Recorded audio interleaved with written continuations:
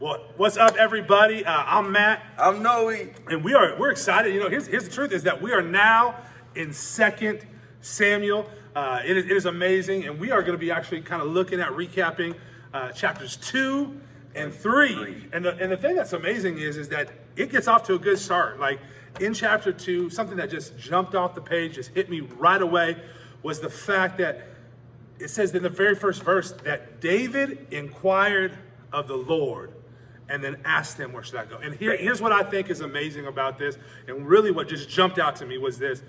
I'm so good at planning what I'm going to do next. I'll plan it. I'm gonna do this. I'm gonna buy the house. I'm gonna buy the car. I'm gonna get the job. I'm gonna go to school. I'm gonna do all these things. And then I go, God, will you bless this time? Will you bless my plan?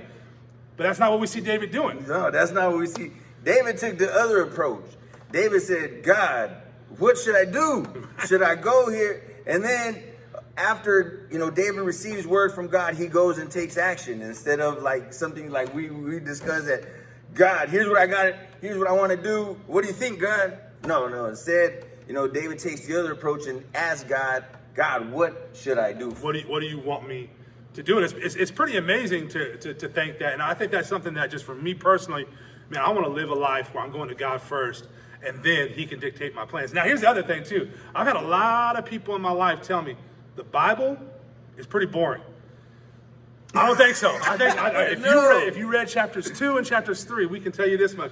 It is not boring at all. It is kind of like a mix between like The Young and the Restless and Game of Thrones. Yeah, like it's sprinkled with Jesus. Yeah, it's like killing, and it's like betrayal, and it's like revenge. It's just all of it in one book. It's just amazing to me, especially in this particular part of the Bible, 2 Samuel chapters 2 and 3.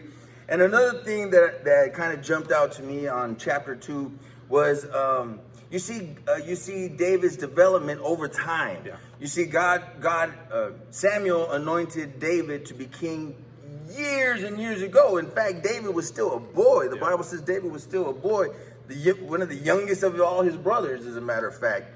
But he was the one anointed years and years ago. And before he became king, Saul was king. Yeah. Finally, Saul passes away. Yeah, which we just found. Saul just passed away. Yeah, and now David, he's still not king of Israel. In fact, he becomes king of the tribes of Judah. Yep. From the original 12 tribes, they separated. There was 2 tribes, then there's 10 tribes over here. Saul's sons had control of those tribes. And which that would be the Israel. So we got Israel over here. And the tribes of Judah over here, the other tribes that David was king of now. Yep. And you just see the process. God anointed David so long, but David just stayed on course. Yep. He just ran the race, waited for God's timing on this, and eventually it all came to pass. Yeah, it's amazing because Noe and I were talking before we pressed the record here, but we really man, there's so many times in my life where like I want it now. Yes. Like I've done the things, I've done this, I've done the steps, I want it now, and then we're just waiting. Yeah, and actually that's something that I can speak about in my own personal life. I've taken some steps now. I wanted to change my life. I wanted to get educated. So now I'm at the point where like, God, what can I do? Where can you use me? Where's your plan? God, I wanted, but sometimes it's about just chilling out, waiting, and let God's plan unfold before us and walking that path instead of just saying, God, what do I do next? Right. It's on the go. But no, God's timing. God's timing is perfect. And here's what I know in this is that, we can mess a lot of things up when we try to rush God's timing. But when we're just sitting here and we just do like David did, it will come. God's plan will come. You are called. God's called you to something. And can I tell you something? If you just do it in God's timing, I promise what he's called you to will come to pass. And so, then we jump in to chapter 3. And chapter 3, right. Again, we're just continuing on in just this movie style in the Bible. But, we got a few people, a few different characters here. So we have this guy by the name of Joab. And Joab has a brother. His name's Ashael. And Ashael, he has been killed in a war. And so now Joab is a little frustrated. He's a little angry. But then there's a guy named Abner. Now, Abner is part of the house of Saul. Yeah, and as As David has been rising in power through the tribes of Judah, the house of Saul has been falling in power. However, in this transition, our boy Abner, he's still holding good rank, good position within the house of Saul. So he kind of gets wise to the fact, he's like, man, David is the king. We got to find out a way to unite the entire, all of Israel and have David be king. Yeah. And so he comes to him and he says, hey, they have a little meeting. But then what the problem is that Joab hears about this meeting and he gets a little frustrated. He's like, what's going on? And he's already got some revenge in his heart, some bitterness, some anger in his heart from the death of his brother. And then what we see is that Abner is killed by Joab. He's murdered by Joab. Now this throws a huge wrench in David's plan of uniting the kingdoms. Yeah. See, David was going to move forward with Abner, to unite the kingdoms, but Joab took it upon himself, like you said, full of anger and rage and revenge, and actually kills Abner.